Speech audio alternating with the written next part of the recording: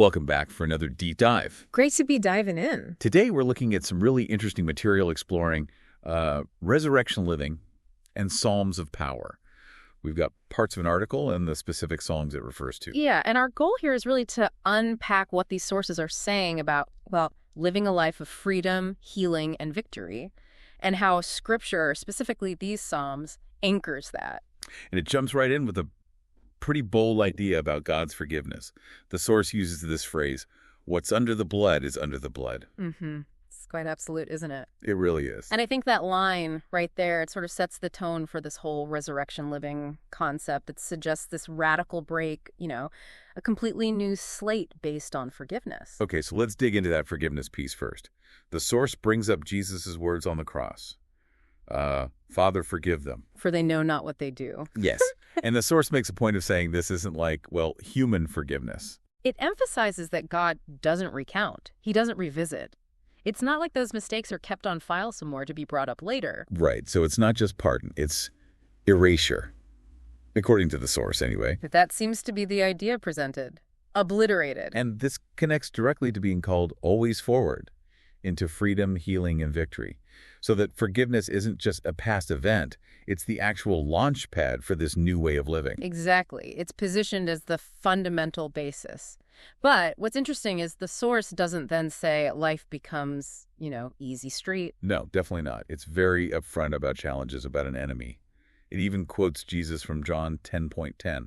The thief comes only to steal and kill and destroy. It acknowledges that struggle, that opposition is real. But then it pivots, using the second half of that same verse. Right, because Jesus immediately follows up with his own purpose. I have come that they may have life and have it more abundantly. So you have this direct contrast. Thief destroys, Jesus gives abundant life. And the source pulls out this message. Yes, the enemy is real and destructive, but the core message is that he is already defeated. Okay, already defeated.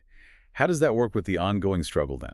Well, the source frames the resurrection itself not just as a historical fact, but as a daily reality. A present tense reality. Yes. And because of that reality, the source argues nothing the enemy tries, lies, attacks, delays, whatever, can actually stop God's plan for you unless... Unless what? Unless, as the source puts it, we give him the keys. Unless you grant him control. Give him the keys. That sounds like, yeah, like letting fear win or believing the lies. That seems to be the implication. It's about where you place your focus, your belief. Are you operating from that defeated enemy reality, or are you acting like the enemy still holds the power? It's about essentially choosing which reality you live in. Got it. And that brings us to the power aspect, doesn't it? The source makes this huge claim. The same power that raised Jesus from the dead lives in us. That's central. And this is where it gets very personal for the listener. Because if that resurrection power is in you, then the source argues healing isn't just some future hope, it's a promise. A promise now. Yes, and victory over those struggles we mentioned, it's already won, not something you're fighting for, but fighting from. The source uses these really direct statements, doesn't it? Right. Attributing them to God, saying things like, you are healed, you are whole, you are called, you are new. Mm-hmm. And it links that sense of newness to Revelation 21:5. Behold, I make all things new. It's presenting a fundamental shift in identity based on God's declaration and that indwelling power. Okay, so you've got this foundation of complete forgiveness, an enemy who's technically defeated but still active, and this incredible power inside.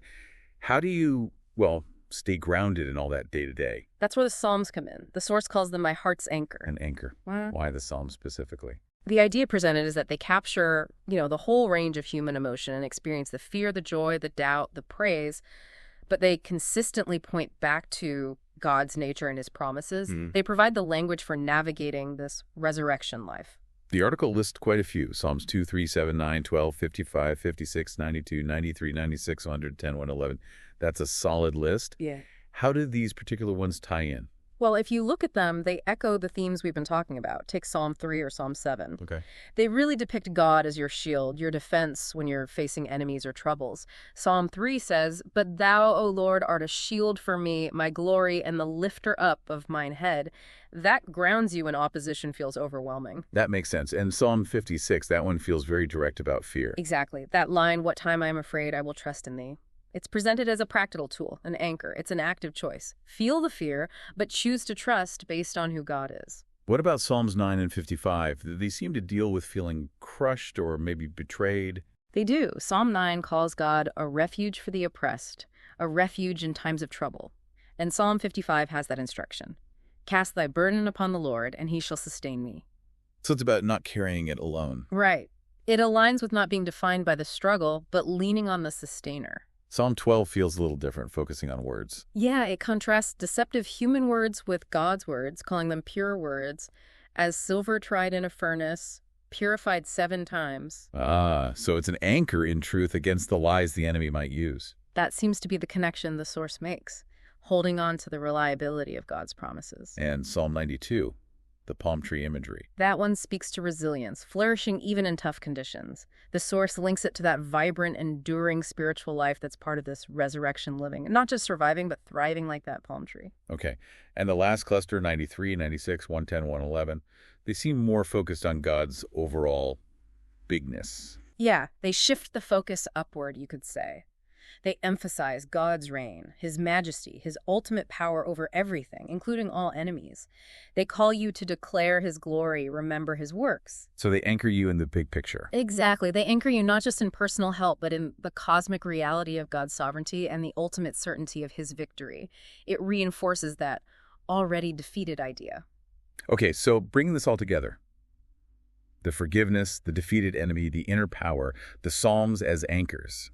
What's the core takeaway the source wants you to leave with? It paints a picture of a life completely reoriented, moving from being defined by your past or your struggles to being defined by, well, God's grace, his power working in you, and the victory Jesus already won. The Psalms are presented as the practical way to keep your heart and mind aligned with that reality. And the source sums it up with that really strong declaration at the end. Yeah.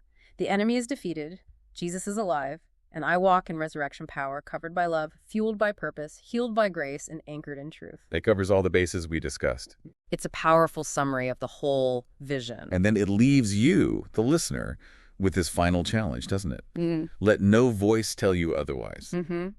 It really pushes you to consider, what are those other voices? Internal doubts, external pressures, the lies the source mentions. And how does this whole framework help you identify and, well, refute them? Definitely gives you something to chew on. A lot to think about there.